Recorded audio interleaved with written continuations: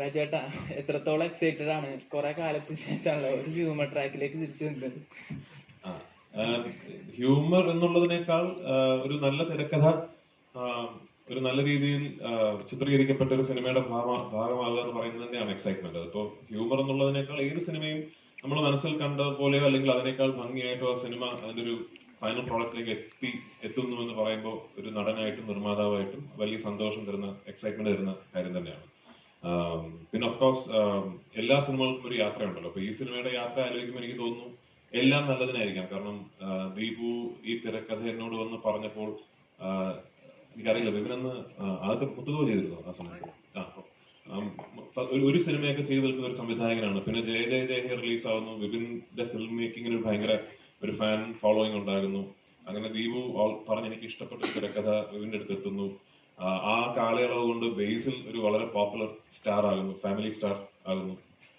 അങ്ങനെ എല്ലാം കൊണ്ടും എനിക്ക് തോന്നി ഓരോ സിനിമകൾക്കും ഒരു നിമിത്തം ഉണ്ടാവും. അപ്പൊ ആ യാത്രയുടെ പര്യവസാനം ഇന്ന് ഈ ഫോമിൽ ഈ സിനിമ എത്തി നിൽക്കുമ്പോൾ ഒരുപാട് സന്തോഷം, എക്സൈറ്റ്മെന്റ്.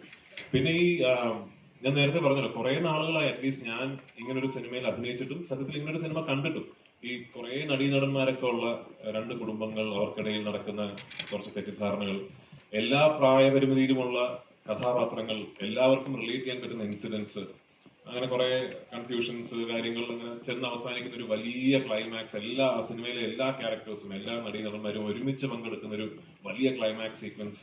അപ്പൊ അത്തരമൊരു സിനിമ ഞാൻ മിസ് ചെയ്യുന്നുണ്ട് മലയാളത്തിൽ. അപ്പൊ അത് പ്രേക്ഷകർ മിസ് ചെയ്യുന്നുണ്ടാവുമെന്ന ശുഭപ്രതീക്ഷയിലാണ് ഞങ്ങളുടെയൊക്കെ എക്സൈറ്റ്മെന്റ്. അപ്പൊ 16-ാം തീയതി പ്രേക്ഷകർ വിധി എഴുതട്ടെ.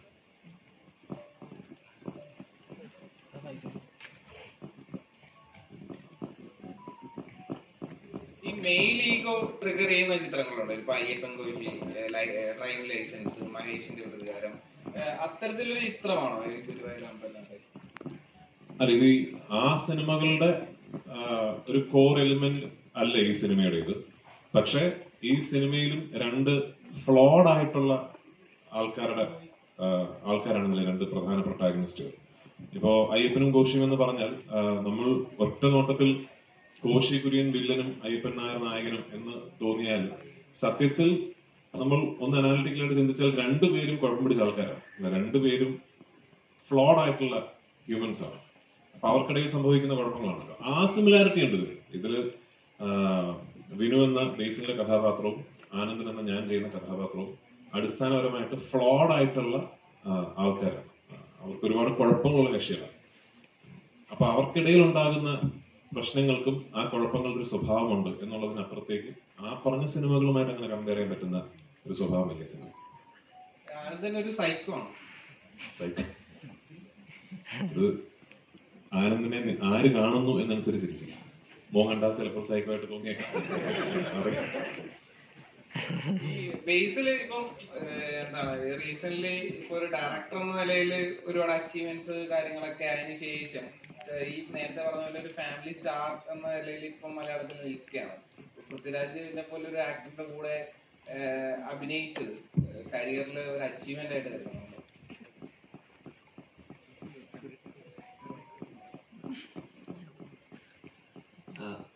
ആദ്യമായിട്ട് എല്ലാവർക്കും നമസ്കാരം. കുറച്ച് ലേറ്റ് ആയിട്ട് വന്നു, സോറി, ഉറങ്ങിപ്പോയി. രാവിലെ വന്നതാണ്. എന്നെ സംബന്ധിച്ചിടത്തോളം ഈ പറയുന്ന ഞാനൊന്നും അങ്ങനെ പ്ലാൻ ചെയ്തിട്ടൊന്നും ഉണ്ടായിരുന്നില്ല.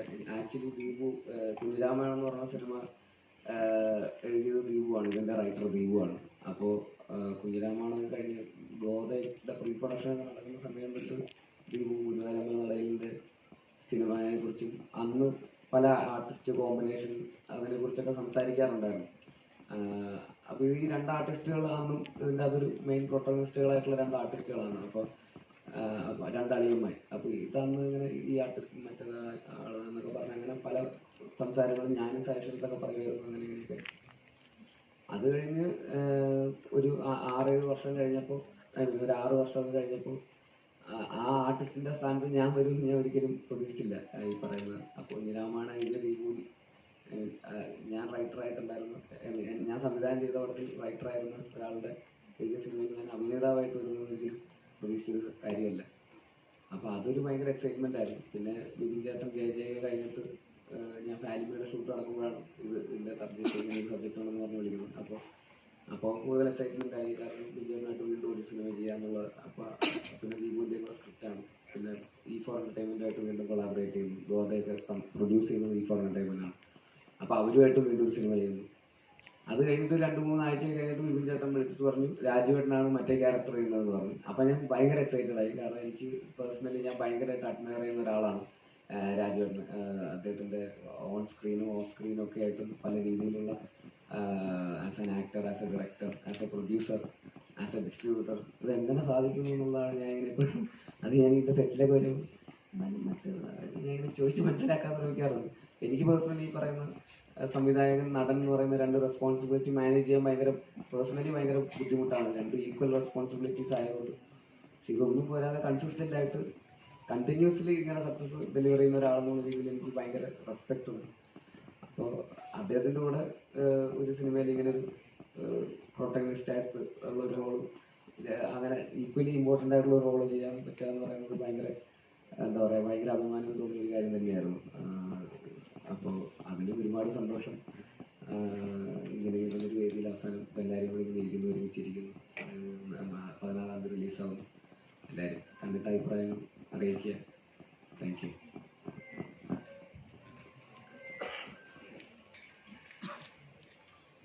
രാജുട്ടോ,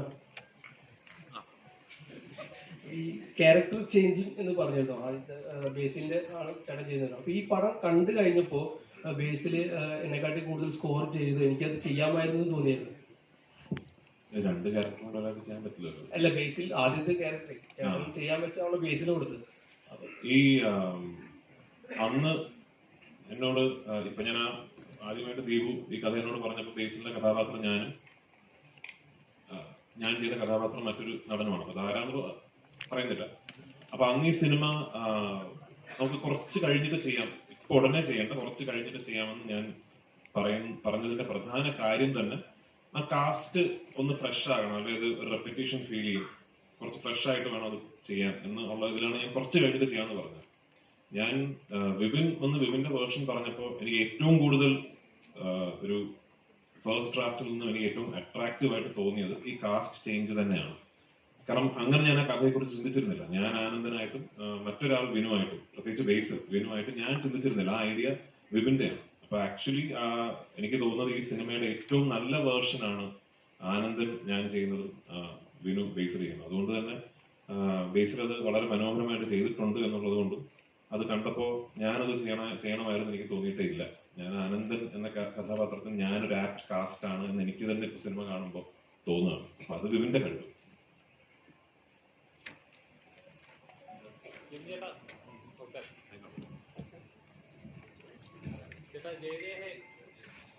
ജയ ഇറങ്ങിയ സമയത്ത് അത് വൻപൻ ഹിറ്റായിരുന്നു. ഫാമിലി ഓഡിയൻസിനായാലും ശരി, യൂത്തിനായാലും ശരി, ഒരുപാട് ചിരിക്കാനായിട്ട് അല്ലെങ്കിൽ എന്റർടൈൻ ചെയ്യപ്പെടുന്ന നല്ലൊരു ചിത്രമായിരുന്നു. ബേസിലൊക്കെ ഒരുപാട് ചിരിച്ച സീനുകളുണ്ടായിരുന്നു. അപ്പോ ഈ ഗുരുവായൂരമ്പല നടയിൽ വരുമ്പോൾ അത് പക്ക ഒരു എന്റർടൈൻ കോമഡി ചിത്രമാണ് ട്രെയിലറിലൂടെ നമുക്ക് മനസ്സിലാവുന്നത്. എങ്ങനെയാണ് ഈ ഇവര് ചെയ്ത ഇത് കറക്റ്റ് ആയിരിക്കും, കറക്റ്റ് ഒരു ഡയറക്ടറുടെ പോയിന്റ് ഓഫ് വ്യൂ ഉണ്ടാവുമല്ലോ? അല്ല, അത് സ്ക്രിപ്റ്റ് ഡിമാൻഡ് എന്ന് പറയുന്നത് ആ സ്ക്രിപ്റ്റില് ജയ വേറൊരു തന്നെ റൂട്ടിലുള്ള സർക്കാസ്റ്റിക് മൂവിയാണ്. അതൊരു കോമഡി പോയിട്ട് ട്രീറ്റ് ചെയ്ത് നമ്മൾ ഫൈൻഡ് ഔട്ട് കാണുമ്പോഴാണ് അത് കോമഡി ആയിട്ട് നമുക്ക് തോന്നുന്നത്. അത് ഷൂട്ട് ചെയ്യുമ്പോൾ സമയത്തൊക്കെ നമ്മൾ ചിലപ്പോൾ ചിരിക്കാം, ചിലപ്പോൾ ചിരിക്കാതിരിക്കാം എന്നുള്ള കൺഫ്യൂഷൻ ഉണ്ടായിരുന്നു. ചിലപ്പോൾ സീൻ ഓർഡുവാണെന്നൊക്കെ തോന്നുകയും അതിനകത്ത് ബേസിക്കലി സ്ത്രീയുടെ എമോഷൻ ആണല്ലോ വെച്ച് നമ്മൾ പ്ലേ ചെയ്യുന്നത്. അപ്പോൾ ചിലർക്ക് ചിരി വരണമെന്നില്ല. അപ്പം ആ ഒരു പേടിയും കൺഫ്യൂഷനും ഉണ്ട്. പിന്നെ അത് മ്യൂസിക് ചെയ്യാൻ ഭയങ്കര പാടാണ്, സർക്കാസ്റ്റിക്കലി ചെയ്യാൻ ഭയങ്കര പാടാണ്. അത് ആളത് എങ്ങനെ എടുക്കുമെന്ന് അറിയില്ല. പക്ഷെ ഒരു കോമഡി മൂവി ആണെങ്കിൽ നമുക്ക് അതിനെ സപ്പോർട്ട് ചെയ്ത് കൊടുത്താൽ മതി എന്നുള്ളതാണ്. അപ്പൊ അതിനനുസരിച്ച് ആർട്ടിസ്റ്റുകൾക്കൊക്കെ മാറ്റം വരാം, അവർക്ക് എന്തുവേണം ചെയ്യാനുള്ള സ്പേസ് ഒക്കെ ഉണ്ട്. അപ്പം ജയന്ന് ഗുരുവായൂരിനോട് വരുമ്പോൾ രണ്ട് സ്ക്രിപ്റ്റ് ആയതിന്റെ ഒരു ബെനിഫിറ്റ് ആണ്. അപ്പം അതുമായിട്ട് നമുക്ക് കമ്പാരിസൺ ചെയ്യാൻ പറ്റില്ല. എന്നാലും ഇതിന് ഒരു നമ്മൾ കണ്ട് ശീലിച്ച് വന്ന കോമഡി സിനിമകളുടെ ട്രാക്കിലുള്ള ഒരു സിനിമയാണ്. അപ്പം കോമഡി എന്ന് വെച്ചാൽ കോമഡി ഉണ്ട്, പക്ഷെ അത് നിങ്ങൾ ചിരിച്ചാലേ അത് കോമഡി ആവുള്ളൂ. അപ്പൊ അതുവരെ കോമഡി ഉണ്ടെന്ന് പറയാൻ എനിക്ക് ഭയങ്കര കോൺഫിഡൻസ് കുറവുണ്ട്. അപ്പം അതൊരു വെഡിങ് ആണ് ഇതിന്റെ ഹൈലൈറ്റ്. നമ്മളൊരു കല്യാണം കൂടുക എന്നുള്ളൊരു പരിപാടിയിലാണ് ഞാൻ ഫോക്കസ് ചെയ്തിരുന്നത് പടം മൊത്തത്തിൽ. അപ്പം ഒരു കല്യാണം നടക്കുമോ ഇല്ലയോ എന്നൊക്കെ ഉള്ള കൺഫ്യൂഷൻ വരുന്ന സിനിമയാണ്. അതാണ് എൻ്റെ ഓൺലൈനിൽ ഒറ്റ വാക്കി പറയുകയാണെങ്കിൽ കല്യാണം നടക്കുമോ ഇല്ലയോ, അല്ലെങ്കിൽ കല്യാണം എന്തായിരിക്കും അവസ്ഥ, ഇതാണ് നമ്മുടെ ഹൈലൈറ്റ്. അപ്പൊ അത് ബേസ് ചെയ്ത് പോകുമ്പോൾ അതിനകത്ത് കോമഡി ഉണ്ട്, പാട്ടുണ്ട്, ഡാൻസ് ഉണ്ട്, ഫൈറ്റ് ഉണ്ട്, അല്ലെങ്കിൽ കുറെ കൺഫ്യൂഷൻസ്, പറയുന്ന ഇമോഷൻസ് ഉണ്ട്, എല്ലാം ഉണ്ട്. അപ്പം ഇതൊരു കംപ്ലീറ്റ് കോമഡി പടമാണോ എന്ന് ചോദിച്ചാൽ എനിക്ക് അങ്ങനെ പറയാൻ പറ്റില്ല. പക്ഷെ എന്നാലും കോമഡി ഉണ്ട് പടത്തിൽ. നോർമലി ഒരു എല്ലാ ജോണേഴ്സ് എടുത്ത് നോക്കാൻ ഹ്യൂമർ ആയിരിക്കും കുറച്ചുകൂടെ റിസ്ക് ആയിട്ടുള്ളത്. കാരണം വെച്ചാൽ ഒരു എപ്പോഴും നമ്മൾ കമ്പാരിസൺ ഇതിന്റെ പടത്തിൽ ഇത് വന്നിട്ടുണ്ടോ, എപ്പോഴും അങ്ങനെ ഒരു കമ്പാരിസൺ എപ്പോഴും ഉണ്ടാവും. ഈ പടത്തിന്റെ സീനില്ലേ അങ്ങനെ ഒരു കമ്പാരിസൺ എപ്പോഴും നമ്മൾ ചെയ്യാറുള്ളതാണ്. അപ്പോൾ ഇങ്ങനെ ഒരു പടം ചെയ്യുന്ന സമയത്ത് അല്ലെങ്കിൽ ഹ്യൂമർ വർക്ക്ഔട്ട് ആവുന്ന എപ്പോഴും നമ്മൾ കെയർഫുൾ ആയിട്ടായിരിക്കും ഓരോ കാര്യങ്ങൾ ചെയ്യുന്നത്. അങ്ങനെ ഒരു പേടിയുണ്ടോ? അല്ല, എല്ലാം ചെയ്യാനും പേടിയുണ്ടാവും. ഹ്യൂമർ മാത്രമല്ല, ത്രില്ലർ ചെയ്യാനും ആക്ഷൻ ചെയ്യാനൊക്കെ പേടിയുണ്ടാവും. എന്ത് ചെയ്താലും നമ്മളിപ്പോൾ ഏതെങ്കിലും സിനിമയുടെ സൈഡിലോട്ട് ചെന്നെത്തും. നമ്മൾ കണ്ട സിനിമകളോ അല്ലെങ്കിൽ നമ്മൾ അറിയാത്ത സിനിമകൾ ചെയ്ത് വന്നു കഴിഞ്ഞിട്ടാണ് ഞാൻ മറ്റൊരു സിനിമയെ കുറിച്ച് അറിയുന്നത് തന്നെ. അപ്പം നമുക്കത് അറിയാൻ പറ്റില്ല, ഇത് എവിടേക്ക് എങ്ങോട്ടൊക്കെ പോകുന്നതും. അതിൻ്റെ ഒരു ഫൈനൽ റിസൾട്ട് എന്തായാലും പേടിയോടെ തന്നെയായിരിക്കും നമ്മൾ കാണുന്നത്. അപ്പം അത് കോമഡി ആയാലും ഏതായാലും ഒരേപോലെ തന്നെയാണ്. ഗുരുവായൂർ അമ്പലം സെറ്റ് ഇട്ടത് എങ്ങനെ ഉണ്ടായിരുന്നു? അത് അവിടെ ഷൂട്ടിംഗ് പെർമിഷൻ ഇല്ലാത്തതുകൊണ്ട് അത് റീപ്ലേസ് ചെയ്യായിരുന്നല്ലോ. അതെ, ഒന്നും ഷൂട്ടിംഗ് പെർമിഷൻ ഇല്ല. ഇനിയിപ്പോ നമ്മൾ കഷ്ടപ്പെട്ട ഒരു പെർമിഷൻ സംഘടിപ്പിച്ചാൽ പോലും പൃഥ്വിരാജ് സുകുമാരനെയും ബേസിൽ ജോസഫിനെയും ഇല്ലെങ്കിൽ ഈ ഇരിക്കുന്ന ആർട്ടിസ്റ്റുകളൊക്കെ ഞാൻ അവിടെ കൊണ്ട് ഒരു 10-30 ആർട്ടിസ്റ്റുകളെ കൊണ്ട് 24 ദിവസം എനിക്ക് അവിടെ ഷൂട്ട് ചെയ്യാൻ പറ്റില്ല. എന്തായാലും അത് ഡിസ്റ്റർബൻസ് ആവും അവർക്ക്. പിന്നെ എന്തായാലും നമ്മുടെ ഷൂട്ട് നടക്കത്തില്ല കൃത്യമായിട്ട്. അപ്പം നമ്മളതിനെക്കുറിച്ച് ചിന്തിക്കാനേ പോയിട്ടില്ല, അത് നടക്കില്ല. അപ്പോൾ അത് നമ്മൾ പെർമിഷൻ എടുത്തിട്ട് അതിന് സെറ്റ് ഇടുക എന്നുള്ള ഒരു ഒറ്റ ഓപ്ഷൻ നമുക്കുണ്ടായിരുന്നു. അപ്പോൾ അത് ഞാൻ പറഞ്ഞില്ല, സുനിൽ കുമാരൻ എന്ന് പറഞ്ഞ ഒരാളാണ് ആ ഡയറക്ടർ. പുള്ളിയുടെ തുടക്ക സിനിമകളിലൊന്നാണ്. അപ്പം അദ്ദേഹം വളരെ നന്നായിട്ട് അത് കൈകാര്യം ചെയ്തു. നന്നായിട്ട് നമുക്ക് എക്സാക്ട് ഗുരുവായൂരമ്പലം ഫീൽ ചെയ്യുന്ന രീതിയിലൊരു സെറ്റ് റീക്രിയേറ്റ് ചെയ്തു. അത് സെറ്റ് എന്ന് പറയാൻ പറ്റില്ല, റീക്രിയേറ്റ് ചെയ്യുക ചെയ്തു. പുള്ളി സെയിം സൈസിൽ സെയിം സ്ട്രെങ്തനിങ് ഉണ്ടായിരുന്നു. നമുക്ക് ലൈറ്റ് കയറ്റണം, ഇത്രയും പേർക്ക് നിൽക്കണം. അപ്പം ഏതാണ്ട് സെറ്റ് എന്ന് പറയാൻ പറ്റില്ല, അത് ഒറിജിനൽ പോലെ ബിൽഡ് ചെയ്തെടുത്തു പുള്ളി.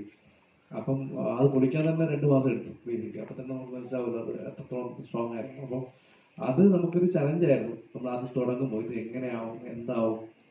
സെറ്റിട്ട് കഴിഞ്ഞപ്പോഴാണ് നമുക്ക് എല്ലാവർക്കും ആ ഒരു ഉന്മേഷമോ അല്ലെങ്കിൽ ഇത് സിനിമ വലുതായെന്ന് ഫീൽ ചെയ്യുന്നത് ആ ദിവസങ്ങളിലാണ്. അപ്പം അതിന്റെ ക്രെഡിറ്റ് മൊത്തം ആർട്ട് ഡയറക്ടറുകളാണ്. ആ ടൈമിലുള്ള ഒരു ഇതെങ്ങനെയായിരുന്നു? ഈ ക്രൗഡൊക്കെ മെയിൻറ്റെയിൻ ചെയ്യണമല്ലോ. ഇവരെ നമ്മൾ എപ്പോ പോയാലും ഭയങ്കരമായിട്ട് ക്രൗഡ് ഉള്ള ഒരു സംഗതിയാണ്. അതിന്റെ ഉള്ളിലാണ് ഈ ക്ലൈമാക്സ് പോർഷൻസ് ഈ പറഞ്ഞ 24 ദിവസം. അപ്പൊ അതിന്റെ കോസ്റ്റ് എത്രയായി എന്നൊക്കെ ഒന്ന് പറയാൻ കഴിയും? കോസ്റ്റ് പ്രൊഡ്യൂസർ വേണ്ടി ക്രൗഡ് നമുക്കൊരു 10,000-1500 പേരിൽ പുറത്ത് എല്ലാ ദിവസവും ഉണ്ടായിരുന്നു. ഒരു 10-24 ദിവസം ഷൂട്ട് ഉണ്ടായിരുന്നു.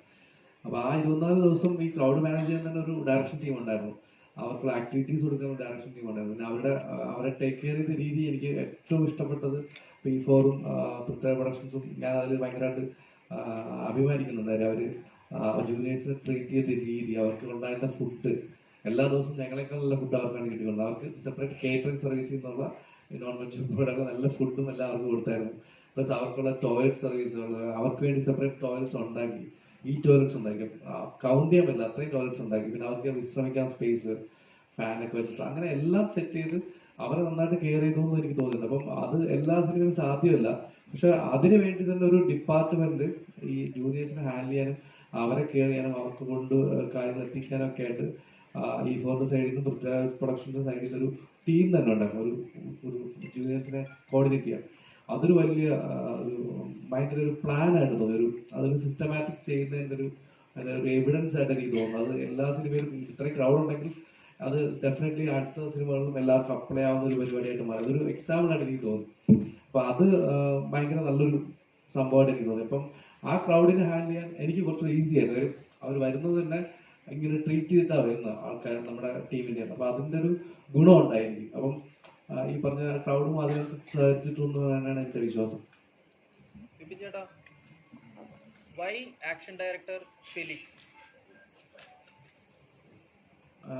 ഫെലിക്സ്, നമ്മളൊരു സാധനം പറയുമ്പോൾ നമ്മൾ ഒരു ആക്ഷൻ ഡയറക്ടർ ഇപ്പം ഇവിടെ നിന്നുള്ള നോർമലുള്ള ആൾക്കാരെ വിളിക്കുമ്പോൾ അവർ വരുന്നു, ഷൂട്ട് ചെയ്യുന്നു, പിന്നെ നമ്മൾ അതിന്റെ റിസൾട്ട് കാണാം. അപ്പൊ എന്നെ സംബന്ധിച്ച് എനിക്ക് അങ്ങനെ പറ്റില്ല. എനിക്ക് എനിക്കത് കൊറിയോഗ്രഫി ചെയ്ത്, ഇപ്പോൾ ഡാൻസ് കൊറിയോഗ്രഫി പോലെ നമ്മൾ ഷോർട്ട് പ്ലാൻ ചെയ്യുന്ന പോലെ എനിക്ക് അതിന്റെ ഫൈറ്റ് എന്റെ മനസ്സിലുണ്ട്. അപ്പൊ അതെനിക്ക് കൊറിയോഗ്രഫി ചെയ്ത് കാണണം. അപ്പൊ അത് എനിക്ക് കാണിച്ചു തരും. അവരെന്നെ ഫൈറ്റ് ചെയ്ത് കാണിച്ചു, ഇതാണ് നടക്കാൻ പോകുന്ന ഫൈറ്റ്. അപ്പൊ അതിലെനിക്ക് ചേഞ്ചസ് വരുത്താം, എന്നിട്ട് നമുക്ക് ഡിസ്കസ് ചെയ്യാം. ആ ഡിസ്കഷനിൽ പുറത്താണ് വീണ്ടും ഒരു ഷൂട്ട് ചെയ്യും. ആ സാധനം ഷൂട്ട് ചെയ്ത് ഞങ്ങളെ കാണിച്ച് ഇതിന്റെ ആംഗിൾസ്, കട്ട്സ് എല്ലാം നമ്മൾ ഫിക്സ് ചെയ്ത് എല്ലാം ലോക്ക് ചെയ്ത് റിവ്യൂ നമ്മൾ കണ്ടു. എന്നിട്ടാണ് നമ്മൾ അത് ഷൂട്ട് ചെയ്യാൻ പോകുന്നത്. അപ്പൊ നമുക്ക് ആവശ്യമുള്ള പോർഷൻസ് മാത്രം എടുക്കാൻ പറ്റും. അപ്പം അതിന് എനിക്ക് ഭയങ്കര ഗുണം ചെയ്തത് രാജുവിന്റെ ഇഞ്ചുറി ഉണ്ട്. അപ്പം ആ ഇഞ്ചുറി ടൈമിലും പുള്ളി അധികം ബുദ്ധിമുട്ടിക്കാതെ ആവശ്യമുള്ള ഷോട്ട് മാത്രം മാർക്ക് ചെയ്ത് സ്ട്രെസ് കുറച്ച് നമുക്ക് ചെയ്യാൻ പറ്റും. അതിപ്പം ജയജയിലാണെങ്കിലും സെയിം കണ്ടീഷൻസ് ബേസിലും ദർശനയും ഫൈറ്റ് ചെയ്തപ്പോൾ ഉണ്ടായിരുന്നു. അപ്പം ഫെലിക്സ് വരുമ്പോൾ എനിക്ക് അതാണ് ഏറ്റവും ഗുണമായിട്ട് തോന്നിയത്. നമ്മുടെ കൂടെ പുള്ളി ഉണ്ട് ഫുൾ ടൈം. ഒന്ന് രണ്ട് പുള്ളി സ്ക്രിപ്റ്റിനനുസരിച്ചിട്ട് ഷോർട്ട് ഡിവിഷൻ ചെയ്ത് എനിക്കത് ഡിസ്കസ് ചെയ്തിരുന്ന് ചെയ്യാൻ പറ്റും. ഇപ്പൊ നമ്മൾ നോർമൽ ആക്ഷൻ ഡയറക്ടേഴ്സ് ആണെങ്കിൽ അവർക്ക് ഒരുപാട് തിരക്കുണ്ടാവും. അവർ വരുന്നു, ആ സമയത്ത് ഷൂട്ട് ചെയ്യുന്നു, പോകുന്നു മാത്രമേ ഉണ്ടാവും. ഇത് പുള്ളിക്ക് ടോട്ടാലിറ്റിയെ കുറിച്ച് നല്ല ധാരണ ഉണ്ടാവും. ക്യാരക്ടേഴ്സ് എന്താണ് പെരുമാറുന്നത്, അവരുടെ സ്വഭാവം എന്താണെന്ന് വരെ പുള്ളിക്കറിയാം. അപ്പൊ അതുകൊണ്ട് ഫെലിക്സുമായിട്ട് എനിക്ക് വർക്ക് ചെയ്യാൻ ഭയങ്കര എക്സൈറ്റ്മെന്റ് ഉണ്ടാവും. ആ പുള്ളിക്ക് പറഞ്ഞാലൊക്കെ മനസ്സിലാവും, പക്ഷെ എനിക്കും പുള്ളി പറഞ്ഞെങ്കിൽ മനസ്സിലാവും. അല്ല, പുള്ളി ജർമ്മൻ ഭാഷയാണ് ഹാൻഡിൽ ചെയ്യുന്നത്. അപ്പം കുറച്ച് അത്യാവശ്യം ഇംഗ്ലീഷ് അറിയാം. എനിക്കും ഞാൻ ശ്രമിക്കും സംസാരിക്കാനൊക്കെ. പക്ഷെ എന്നാലും ട്രാൻസ്ലേറ്ററായിട്ട് ആൾക്കാരുടെ ഇടയിൽ ഉണ്ടാവും. പിന്നെ ഞങ്ങള് ഈ പറഞ്ഞ മലയാള സിനിമകളിലെ ആക്ഷൻ ഫൈറ്റ് എങ്ങനെയാണ്, ഇപ്പം ഈ മറ്റേ നമ്മൾ പിടിവലി സാധനങ്ങളൊക്കെ ഉണ്ടല്ലോ, മറ്റേ കോമഡി ആയിട്ടുള്ള, അതൊക്കെ എങ്ങനെ ചെയ്യണം എന്നുള്ള പഴയ സിനിമയുടെ റെഫറൻസ് കാണിച്ചു കൊടുക്കും പുള്ളിക്ക്. പുള്ളി അതിൽ കുറച്ചു നേരം പണിയെടുക്കുന്നുണ്ട് പുള്ളി. അപ്പം സിനിമ എന്ന് പറയുന്നത് ഭാഷ ഒരു വിഷയമല്ലെന്ന് നമുക്കറിയാമല്ലോ, വിഷ്വൽ ആണല്ലോ. അപ്പൊ അത് വിഷ്വലും സൗണ്ടിലും നമ്മളത് ട്രീറ്റ് ചെയ്യുമ്പോൾ അത് ഇനിയിപ്പം എത്ര ഭാഷ അറിയാത്ത ഒരാളെ നമുക്ക് എവിടെയും കൊണ്ടുപോയി പിച്ച് ചെയ്യാൻ പറ്റും എന്നത് ഉറപ്പാണ്. അത് ഫെലിക്സ് പ്രൂവ് ചെയ്തിട്ടുണ്ട്. പൃഥ്വിയുടെ ക്യാരക്ടർ സെറ്റ് ചെയ്തത് എങ്ങനെയായിരുന്നു? ഇപ്പം ഓവർ ടോപ്പ് ആയിട്ടുള്ള ഒരു പരിപാടിയാണ് എന്ന് നേരത്തെ പറഞ്ഞിരുന്നു. അപ്പം അത് ഇപ്പൊ നമുക്കറിയാം, പൃഥ്വിയുടെ ഇപ്പം മുമ്പുള്ള ക്യാരക്ടേഴ്സിന് അത് കോമഡി പ്രസന്റ് ചെയ്യുന്നതിനൊക്കെ ഒരു സ്റ്റൈലുണ്ട്. അപ്പൊ അതിൽ നിന്ന് ഒരു വ്യത്യസ്തമായിട്ടുള്ള ഒരു പരിപാടിയാണോ പിടിച്ചിരിക്കുന്നത്? അല്ല, അങ്ങനെ വ്യത്യസ്തമാക്കാൻ വേണ്ടി ശ്രമിച്ചിട്ടൊന്നുമില്ല. ഈ സിനിമ കുറച്ച് ആളുകൾക്ക് റിലേറ്റ് ചെയ്യണമെന്നുണ്ട്. പിന്നെ ഇത് ശരിക്കും നമ്മൾ ഈ താരങ്ങളെ നമ്മൾ താരങ്ങളായിട്ട് കാണുന്ന ഒരു സിനിമ തന്നെയായിരിക്കും. പൃഥ്വിരാജാണെങ്കിലും ബേസിലാണെങ്കിലും നിഖിലാണ് അനുസരിച്ചാണെന്നൊക്കെ നമ്മൾ ഫീൽ ചെയ്യുന്ന ഒരു സിനിമയായിരിക്കും. അത്രയും ഭയങ്കര ക്യാരക്ടർ പിടിക്കാനുള്ള സിനിമയല്ല. അവർക്ക് കല്യാണം കൂടാൻ പോകുന്ന ഒരു സിനിമയാണ്. അപ്പം ആ ഒരു വൈബ് പോകുന്നതുകൊണ്ട് നമുക്ക് ഒരുപാട് ക്യാരക്ടർ ചേഞ്ച് ഒന്നും വരുത്താൻ പറ്റില്ല. എന്നാലും ആ ക്യാരക്ടർ ഡിമാൻഡ് ചെയ്യുന്നത് അങ്ങനെ പ്രസന്റ് ചെയ്യണമെന്നാണ്. അപ്പം എന്നാലും സിനിമയുടെ ആ പിന്നോടുള്ള പോക്കിന് ഗുണകരമാവും. കാര്യം നമ്മൾ ഭയങ്കര റിയലിസ്റ്റിക് ആയിട്ട് പടം പിടിച്ചാൽ അവസാനത്തുമ്പോൾ നമ്മൾ ലോജിക്കൊക്കെ കയ്യിൽ നിന്ന് പോകുന്നുണ്ട് പലയിടത്തും. ആ കയ്യിൽ നിന്ന് പോകുമ്പോൾ ഇതുവരെ കണ്ട സിനിമയിലോ നിങ്ങൾ കാണുമെന്ന് വിചാരിക്കും.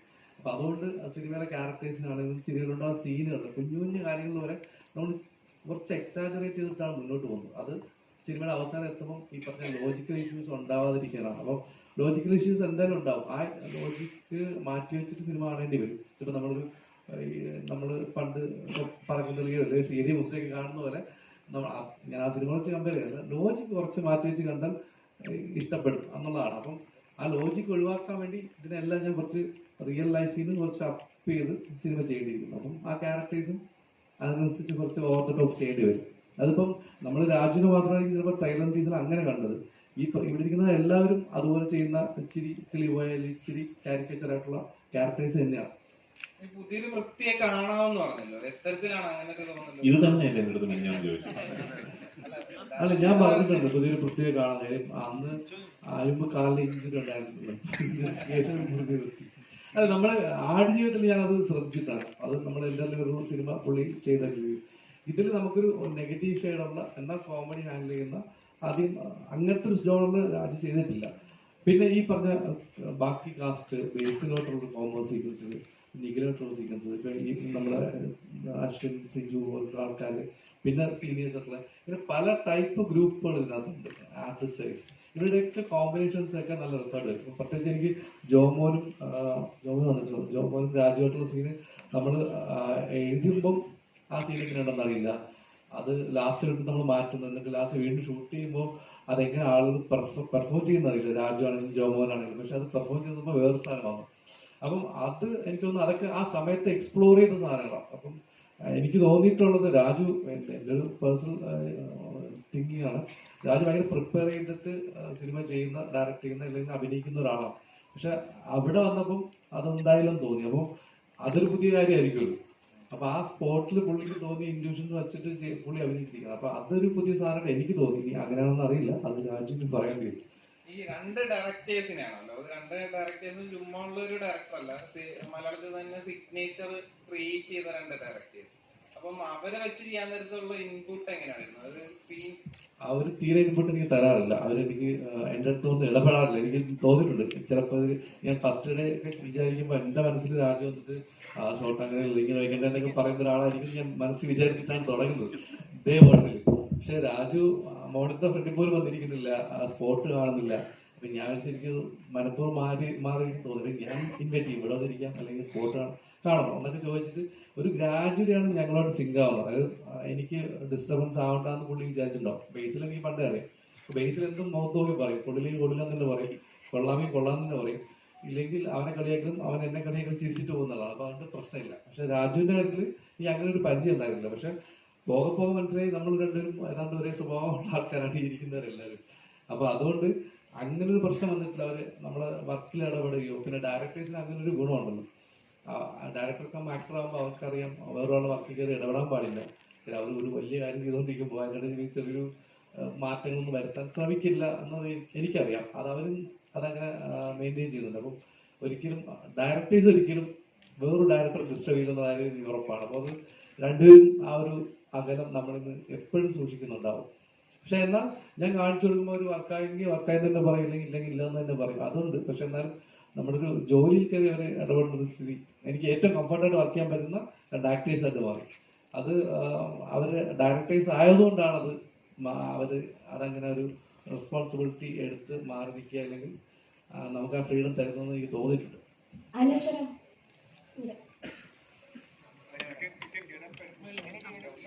21 ദിവസം കണ്ടിന്യൂസ്ലി കല്യാണപ്പെണ്ണായിട്ട് മേക്കപ്പ് ഇട്ട് അഭിനയിച്ച സിനിമ എന്ന് പറയുന്നുണ്ട്. അപ്പോൾ ആ ഒരു എക്സ്പീരിയൻസ് ഒന്ന് ഷെയർ ചെയ്യാം. കൂടെ തന്നെ ബേസിലേട്ടൻ്റെ വധുവായിട്ട് അഭിനയിച്ച ഒരു എക്സ്പീരിയൻസ് ഉണ്ട്.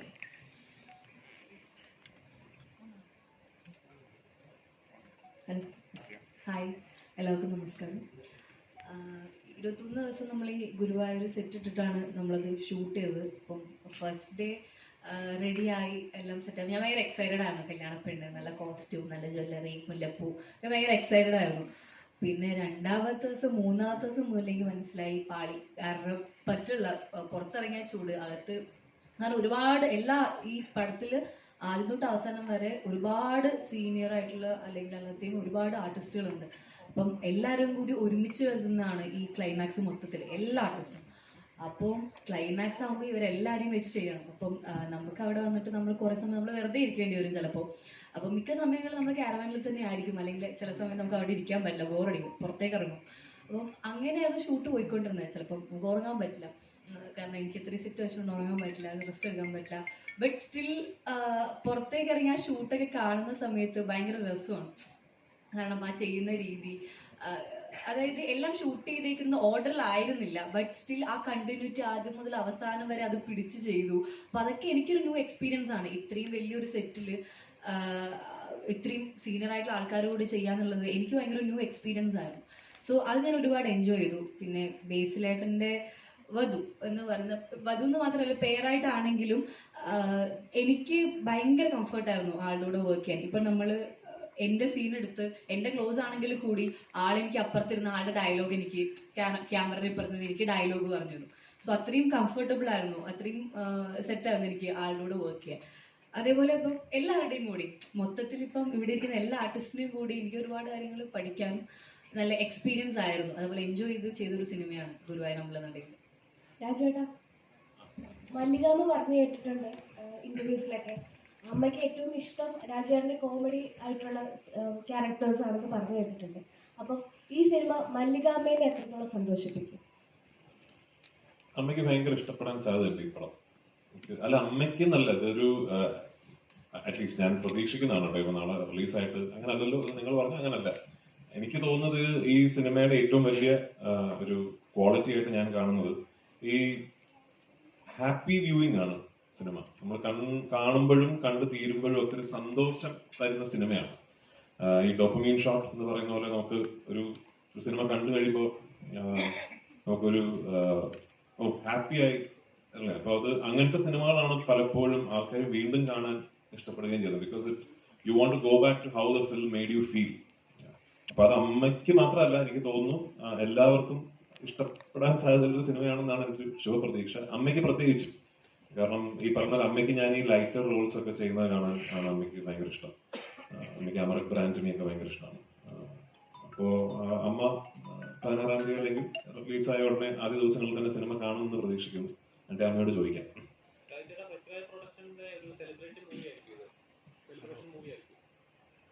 ഞങ്ങളുടെ എല്ലാ പടങ്ങളും സെലിബ്രേറ്റ് ചെയ്യണം എന്നുള്ളതാണ് ഞങ്ങളുടെ ആഗ്രഹം. ഇത് അതെ, ഞാൻ ആ കാര്യത്തിൽ എനിക്ക് ഭയങ്കര അഭിമാനിക്കുന്നു. ഈ സിനിമ പൃഥ്വിരാജ് പ്രൊഡക്ഷൻസിന്റെ ബാനറിലാണ്, ഞങ്ങൾ കോ പ്രൊഡ്യൂസേഴ്സ് ആണ് ഈ സിനിമയുടെ എന്നുള്ള കാര്യത്തിൽ ഞാൻ തീർച്ചയായിട്ടും അഭിമാനിക്കുന്നു. പൃഥ്വിരാജ് പ്രൊഡക്ഷൻസ് ഈ ജോണറിൽ ഉള്ളൊരു സിനിമ ആദ്യമായിട്ടാണ് ചെയ്യുന്നത്. പിന്നെ ഓഫ് കോഴ്സ് ഇതിൽ ഞങ്ങൾക്ക് E4 എന്റർടൈൻമെന്റ് ഉണ്ട്, കൂടെ ഉണ്ട്. ആൻഡ് ഈ സിനിമ ചെയ്ത എക്സ്പീരിയൻസും ഇപ്പൊ ഈ സിനിമ റിലീസ് ആവുന്നതിന് മുമ്പ് പറയുമ്പോഴാണല്ലോ ഒരു ഭംഗി. ഉറപ്പായിട്ട് ഞങ്ങൾ ഇനി ഒരുമിച്ച് സിനിമകൾ ചെയ്യുകയും ചെയ്യും. അപ്പോൾ അങ്ങനെ വരട്ടെ, ഒരു അഭിമാനിക്കാൻ പറ്റുന്ന ഒരു സിനിമ ആകട്ടെ റിലീസിന് ശേഷം. ബേസിൽ ബ്രോ, ധ്യാൻ ചേട്ടൻ ഇന്റർവ്യൂവിൽ പറഞ്ഞിട്ടുണ്ടായിരുന്നു ബേസിൽ ചേട്ടന് ഹിന്ദി അറിയില്ല, എങ്ങനെയാണ് ബോളിവുഡിൽ ഡയറക്റ്റ് ചെയ്യാൻ പോകുന്നത് അറിയില്ല എന്ന് ഒരു കോമഡി രീതിയിൽ പറഞ്ഞിട്ടുണ്ട്. അപ്പൊ അതിന് കൊടുക്കാവുന്ന മറുപടി എന്താണ്? ഹിന്ദി അറിയോ? ഞാൻ ബോളിവുഡ് ചെയ്യാൻ പോകുന്ന ആര് പറഞ്ഞു? ഹിന്ദി അറിയാം. ഞാൻ സുഗമ പരീക്ഷയ്ക്കൊക്കെ എനിക്ക് 100 മാർക്ക് കിട്ടും. പഴയ ഹിന്ദിയാണ്. കുറച്ചുകൂടെ ഹിന്ദിയൊക്കെ ഹിന്ദി സിനിമ കാണുന്നതാണ്. ശക്തിമാൻ ഡയറക്ട് ചെയ്യുന്നതിനെ കുറിച്ച് ഒരു റൂമർ, ശക്തിമാന്റെ അടുത്തതായിട്ട് ശക്തിമാനാണ് ഡയറക്ട് ചെയ്യാൻ പോകണമെന്ന് നല്ലൊരു റൂമർ സ്പ്രെഡ് ചെയ്യുന്നുണ്ടല്ലോ. എനിക്കറിഞ്ഞൂടാ, പണ്ട് കണ്ടിട്ടുണ്ട് ശക്തിമാൻ. ഒന്നും പറയാൻ ഉദ്ദേശിക്കുന്നില്ല.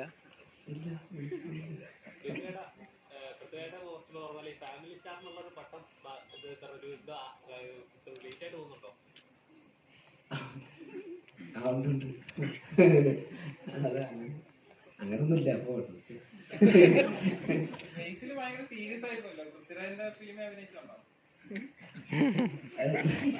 ഞാനെന്നെ പാട്ടൊക്കെ പാടിയായിരുന്നു കണ്ടായിരുന്നു. അങ്ങനെയൊന്നുമില്ല. ഇതിപ്പോ ഇങ്ങനെ എല്ലാരും ഇങ്ങനെ സീരിയസ് ആയിട്ടിരിക്കുന്നതുകൊണ്ട് ഉറക്കം കിട്ടിയില്ല. ഇതില് അതിന്റെ ഒരു പ്രശ്നമുണ്ട്. അന്നൊക്കെ ഉറങ്ങിയിട്ടൊക്കെ വന്ന് ഭയങ്കര കോമഡിയാണ്.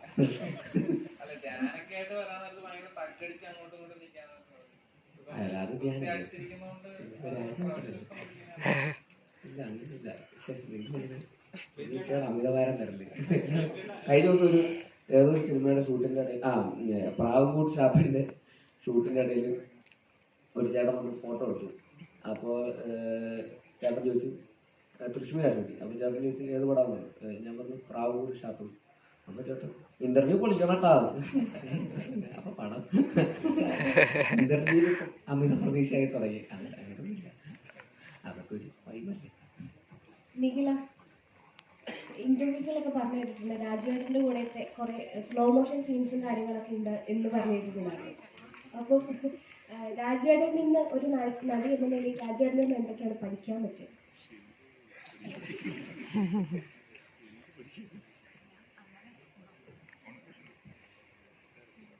പ്രത്യേകിച്ചൊന്നും പഠിച്ചിട്ടൊന്നുമില്ല. അതിനൊന്നുമില്ല.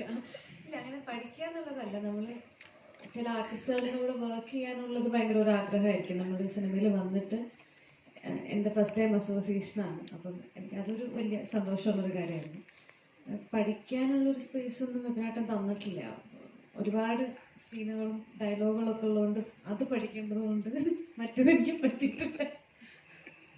ഇല്ല, അങ്ങനെ ഒരാളുടെ അടുത്തുനിന്ന് പഠിക്കാന്ന് പറയുന്നത് അഭിനയിക്കുന്ന സമയത്ത് എന്നുള്ളതല്ലല്ലോ. നമ്മൾ ഗ്രാജുവലി ഇപ്പം എല്ലാ ദിവസങ്ങളും നമ്മൾ പ്രൊമോഷൻ്റെ ഭാഗമായിട്ട് പോയി കാണുമ്പോഴാണ് നമ്മൾ കൂടുതൽ പരിചയപ്പെടുന്നതും സംസാരിക്കുന്നതും. ബേസിക്കലി ഒരുമിച്ച് അഭിനയിക്കാൻ നേരത്ത് ഒരുപാട് നേരം കൂടെ കിട്ടില്ല ബേസിക്കലി. അപ്പൊ ഒരു കഥ പറയാനൊക്കെ ട്രൈ ചെയ്തു. ഇല്ലെങ്കിൽ മാനസം, പൃഥ്വിരാജിന്റെ മാനസങ്ങളൊക്കെ പഠിച്ചു.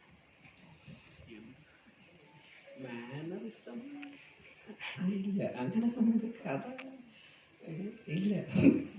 പക്ഷെ എനിക്കിങ്ങനെ ഒരുപാട് ചോദ്യങ്ങളൊക്കെ ചോദിക്കാനുണ്ടായിരുന്നു. എനിക്ക് ആദ്യമൊക്കെ എനിക്ക് നമുക്ക് ഒരു പേടി ഉണ്ടാവുമല്ലോ. ഇപ്പോൾ അല്ലേ, ഞാനും അങ്ങനെ അധികം മുമ്പ് ഞാൻ സംസാരിച്ചിട്ടൊന്നുമില്ല. എല്ലാവരെയും പോലെയൊക്കെ തന്നെയാണ്.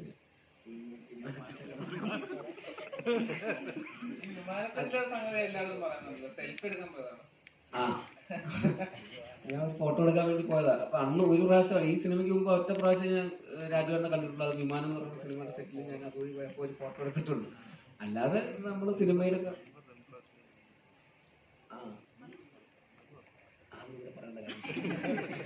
അപ്പൊ അപ്പോൾ അങ്ങനെ അപ്പോൾ ഞാൻ ഭയങ്കര ഫാനാണ്. അപ്പോൾ അത് കാരണം ഇതിൻ്റെ സെറ്റിൽ വന്നപ്പോൾ ഞാൻ സിനിമയിലൊക്കെ കണ്ടിട്ടുള്ള അല്ലെങ്കിൽ ഇൻ്റർവ്യൂസിലൊക്കെ കാണുന്ന അല്ലെങ്കിൽ റീലിലൊക്കെ കാണുന്ന രാജുവേട്ടനാണ് എൻ്റെ മുമ്പിൽ. അപ്പോൾ എനിക്ക് കുറച്ച് പേടിയുണ്ട് മോണിറ്ററിന് പുറകിൽ ഇങ്ങനെ ഇരിക്കുന്നത്. നമ്മളിങ്ങനെ നമ്മളൊക്കെ കൂടെ ഇങ്ങനെ ഗ്യാങ് ആണല്ലോ, അങ്ങനെയൊക്കെയാണ് അങ്ങനെയൊക്കെയാണ്. അപ്പോൾ ആദ്യമൊക്കെ അങ്ങനെയായിരുന്നു. പിന്നെ പിന്നെ പിന്നെ പിന്നെ നമ്മുടെ ഒരേ വൈബാന്ന് മനസ്സിലായി. പിന്നെ ഭയങ്കര കോമഡിയായിരുന്നു, തമാശയൊക്കെ പറയും. അങ്ങനെ ടിപ്സ് ഒക്കെ ചോദിക്കും. ടിപ്സോ? അല്ല ഞാൻ ഇങ്ങനെ ചോദിക്കും.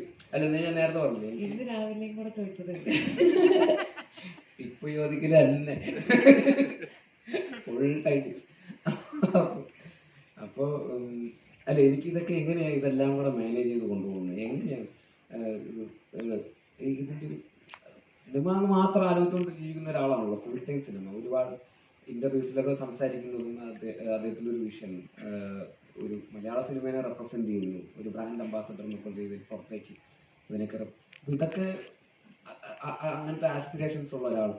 അപ്പോൾ ഇതൊക്കെ എനിക്കും ഭയങ്കര, ഞാനും അങ്ങനെ കുറച്ച് അംബീഷൻസ് ഒക്കെ ഉള്ള ഒരാളാണ്. അപ്പോൾ എനിക്കും ഈ പറയുന്ന ഭയങ്കര റിലേറ്റബിൾ ആണ് അങ്ങനത്തെ കുറേ കാര്യങ്ങളൊക്കെ. അപ്പോൾ എനിക്ക് ആഗ്രഹമുണ്ട് ഇതൊക്കെ എങ്ങനെയാണ് ഇതൊക്കെ കൂടെ മാനേജ് ചെയ്ത് എങ്ങനെയാണ് കൊണ്ടുപോകുന്നത്, കണ്ടിന്യൂസ്ലി ഇങ്ങനെ കൺസിസ്റ്റൻ്റ് ആയിട്ട് ഇതെല്ലാം മാനേജ് ചെയ്യും. പിന്നെ അവിടെ എങ്ങനെയാണ്, അവിടുത്തെ വർക്കിംഗ് എങ്ങനെയാണ്, ഇവിടെ എങ്ങനെയാണ്, ഇവിടുത്തെ സ്റ്റൈൽ എങ്ങനെയാണ്, ഇങ്ങനെയൊക്കെ ആയിട്ട്.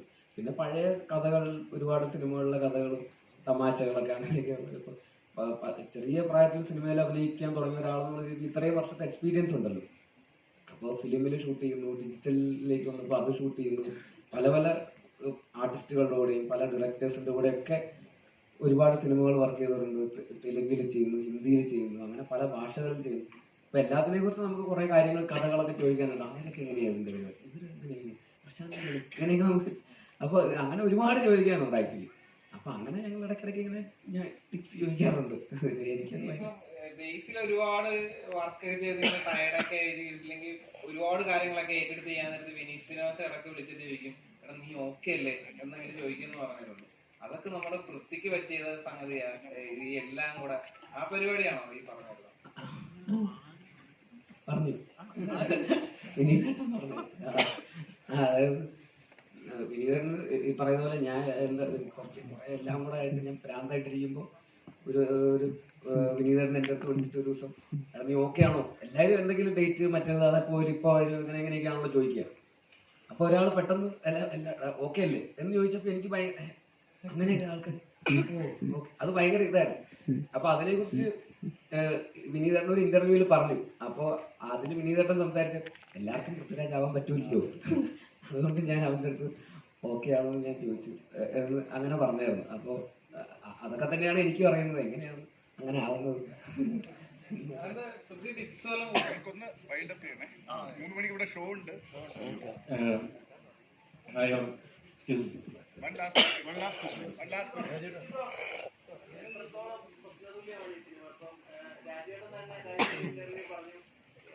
ഒരുപാട് നാളിന് ശേഷമാണ് കാരവാനിൽ പുറത്ത് ഇതുപോലൊരു പഴയ കാലഘട്ടത്തിൽ ഓർമ്മിക്കുന്ന രീതിയിൽ ആ സിനിമ സെറ്റിലായി പോകുന്നത്. ഒന്നാമത്തെ ചോദ്യം, എത്രത്തോളം സ്വപ്നതുല്യമാണ് ഈ സിനിമ? രണ്ട്, ആ ലൊക്കേഷനിൽ പോകുന്നത്. അപ്പൊ കഴിഞ്ഞ ഇന്റർവ്യൂലാണ് രാജേട്ടാണ് പറഞ്ഞത് ഒരുപാട് നാളിന് ശേഷമുള്ള ഒരു സിനിമ സെറ്റ് എന്നുള്ളത്. അപ്പൊ എത്രത്തോളം രസകരമായിരുന്നു? ഇതെൻ്റെ രണ്ടാമത്തെ സിനിമയാണ്, രോമാഞ്ചത്തിന് ശേഷമാണ്. രണ്ടാമത്തെ സിനിമയിൽ എനിക്ക് വെറുതെ അടിച്ചിരിക്കാൻ പറ്റുന്നതും സ്വപ്നം മൂലം കണ്ടിട്ടുള്ളതല്ല. എത്രയോ പേരൊക്കെ എത്രയോ പടങ്ങൾക്ക് ശേഷമായിരിക്കും അവർക്കൊക്കെ ഇത് കിട്ടും. പക്ഷേ അത് രാജേട്ടനും വിജയനും ഇവരൊക്കെ നമ്മളെ പരിഗണിക്കുന്നതാണല്ലോ, ഇവിടെ വന്നിരിക്കാനും പറ്റുന്നതും നിങ്ങൾക്ക് ഇപ്പം എന്നോട് ചോദ്യം ചെയ്യാൻ പറ്റുന്നതല്ല. പിന്നെ ലൊക്കേഷനുള്ള എക്സ്പീരിയൻസ് എന്ന് വെച്ച് കഴിഞ്ഞാൽ വിപിൻ ചേട്ടൻ ഭയങ്കര സപ്പോർട്ടീവാണ്. നമുക്ക് പേടിയുണ്ട്, കാരണം ഇവരൊക്കെ ഭയങ്കര സീനിയർ ആർട്ടിസ്റ്റുകളാണ്. പക്ഷേ വിപിൻ ചേട്ടൻ എപ്പോഴും നമ്മുടെ അടുത്ത് അവരും എപ്പോഴും നമ്മളെപ്പോഴും കംഫർട്ടാക്കി തന്നെ നിർത്തും, അടിപൊളിയായിട്ട് തന്നെ നിർത്തും. പിന്നെ ഞാനും സാഫ, ജോമോന്, അശ്വിന് ഞങ്ങളായിരുന്നു ഒരു ഗ്യാങ്ങായിട്ട് പോയിക്കൊണ്ടിരുന്നത്. അപ്പം പടം കാണുമ്പോഴും നിങ്ങൾക്കത് മനസ്സിലാവും. അപ്പം അടിപൊളിയാണ്, സ്വപ്നതുല്യം അതിനപ്പുറമൊക്കെയാണ് മൈസെൽഫ് വിനോദ് ജനാർദ്ദൻ. ഞാനൊരു പൃഥ്വിരാജ് സർ, ബ്ലെസ്സി സർ ഒരു അതിനു മുമ്പ് ആടുജീവിതം തിയേറ്ററിൽ കണ്ട് സ്പീച്ച്ലെസ് ആയിട്ടുള്ള ഒരാളാണ്. ഗ്രേറ്റ്. ബ്ലെസ്സി സർ ഒരു ഇന്റർവ്യൂവിൽ മാതൃഭൂമിയുടെ ഒരു ലിറ്ററേച്ചർ ഫെസ്റ്റിവൽ പറഞ്ഞു, പൃഥ്വിരാജ് എന്ന് പറയുന്ന ആക്ടറുടെ കണ്ണുകളിൽ എപ്പോഴും ഒരു തിളക്കം ഉണ്ടാവും. ആടുജീവിതത്തെ കാസ്റ്റ് ചെയ്യുമ്പോൾ ആ തിളക്കം മാറ്റുക എന്നുള്ളതായിരുന്നു എൻ്റെ ഏറ്റവും വലിയ ചലഞ്ച്. ആടുജീവിതം കഴിഞ്ഞിട്ട് പിന്നീട് ക്യാരക്ടേഴ്സ് സെലക്ട് ചെയ്തപ്പോൾ ഇതിലെ നമ്മുടെ ഗുരുവായൂർ പോലുള്ള ക്യാരക്ടേഴ്സ് വരുമ്പോൾ അതിൽ നിന്ന് മറ്റ് ക്യാരക്ടേഴ്സിലേക്ക് മാറാനൊരു ബുദ്ധിമുട്ടുണ്ടായിരുന്നു, ഒരു ചലഞ്ചിങ് ആയിരുന്നു. എനിക്ക് ആക്ടേഴ്സ് ജനറലി ഒരു സിനിമ കഴിയുമ്പോൾ, കുറച്ച് സിനിമകൾ ചെയ്ത് കഴിയുമ്പോൾ, ഒരു സിനിമ ചെയ്ത് കഴിഞ്ഞിട്ട് ആ ക്യാരക്ടറുമായിട്ട് അങ്ങ് ഡിസസോസിയേറ്റ് ചെയ്യാൻ പഠിക്കും. നമ്മൾ സബ് കോൺഷ്യസ്ലി നമ്മൾ പഠിക്കും. ഇപ്പോൾ ഗുരുവായൂരമ്പല നടയിൽ കഴിഞ്ഞിട്ട് ഞാൻ സംവിധാനം ചെയ്യുന്ന സിനിമയിൽ ഞാനൊരു ചെറിയ വേഷം ചെയ്യുന്നുണ്ട്. അപ്പോൾ എനിക്ക് ആനന്ദൻ അങ്ങനെ ആ സമയത്തുള്ള കാര്യങ്ങളൊക്കെ എൻ്റെ മനസ്സിന് സബ് കോൺഷ്യസ്ലി ഒരു എഫേർട്ട് എടുക്കാതെ തന്നെ അത് പോകും. പക്ഷെ ആടുജീവിതത്തിനെ സംബന്ധിച്ചിടത്തോളം മറ്റ് സിനിമകളെ പോലെ അല്ല. കാരണം ഒരു 10-16 വർഷക്കാലം ആ സിനിമയ്ക്കൊപ്പം യാത്ര ചെയ്തത് കൊണ്ട് അങ്ങനെ ഫുള്ളി അതങ്ങ് ഡിസസോസിയേറ്റ് ചെയ്തിട്ട് ഇനിയില്ല എന്നുള്ളൊരു, ഇപ്പോഴും ചില സമയങ്ങളിലൊക്കെ ഞാൻ ആ കഥാപാത്രത്തെ കുറിച്ചൊക്കെ ഇനിയിപ്പോ ചിന്തിച്ചിട്ട് കാര്യമൊന്നുമില്ല, കാരണം സിനിമ റിലീസായി. പക്ഷെ എന്നാലും ചിലപ്പോൾ ചിന്തിക്കാറൊക്കെ ഉണ്ട്. എങ്ങനെ മറ്റൊരു ക്യാരക്ടറിലേക്ക് പോകുന്നു എന്ന് ചോദിച്ചാൽ, നമ്മൾ ആ പുതിയ കഥാപാത്രത്തിലേക്കും പുതിയ തിരക്കഥയിലേക്കും അടുത്ത സംവിധായകന്റെ വിഷനിലേക്കും പൂർണ്ണമായി നമ്മൾ ആസ് എൻ ആക്ടർ സബ്മിറ്റ് ചെയ്യുക, അതിലേക്ക് സറണ്ടർ ചെയ്യാന്നുള്ളതാണ്. അപ്പൊ അതാണ് ഞാൻ എല്ലാ സിനിമകൾക്കും ചെയ്യാൻ ശ്രമിക്കുന്നത്. എനിക്ക് ഇപ്പോ ആനന്ദൻ എന്ന് പറഞ്ഞ ഈ ഗുരുവായൂരമ്പല നടയിൽ കണ്ടിട്ട് ആനന്ദനിൽ നജീബിലിന്റെ കുറച്ച് കാര്യങ്ങളുണ്ടല്ലോ എന്ന് പ്രേക്ഷകർക്ക് തോന്നിയാൽ അത് എന്റെ പേഴ്സണൽ ഫെയിലിയർ ആയിട്ടാണ് ഞാൻ കരുതുന്നത്. അങ്ങനെ ഉണ്ടാവാൻ പാടില്ലല്ലോ, അങ്ങനെ ഉണ്ടാകാതിരിക്കട്ടെ എന്ന് കരുതുന്നു. ഒരു ഷോ തുടങ്ങാറായിരുന്നു.